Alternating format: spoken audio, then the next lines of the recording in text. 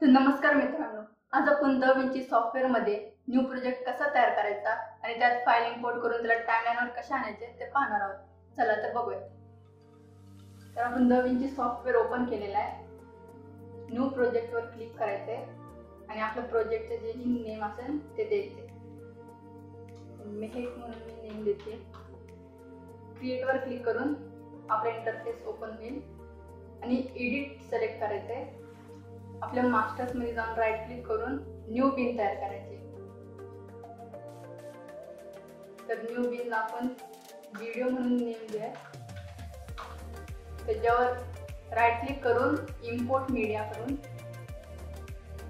आपले जेही फाईल असेल ती सिलेक्ट करायची आणि त्याला ओपन करायचे. मी डॉ नंबर 2 ओपन करते. तर आपल्याला change project frame rate. The select clip have a different frame rate to the project. Would you like to change the timeline frame rate to match? आपल्याला don't change क्लिक करायचं. तर आपली file आलेली आहे. आपण ही ड्रॅग करून टाइमलाईनवर अशी drop करायची आणि V1 म्हणून आपला व्हिडिओ आणि A1 म्हणून ऑडिओ असं दिसन. तर अशा प्रकारे आज आपण द विंची सॉफ्टवेअरमध्ये न्यू प्रोजेक्ट कसा तयार करायचा आणि त्यात फाईल इम्पोर्ट करून टाइमलाईनवर कसे आणायचे ते बघितलेले. तर तुम्हाला आमचा व्हिडिओ आवडला असेल तर चॅनलला नक्की सबस्क्राईब करा, लाईक करा आणि फॉलो करा. थँक्यू.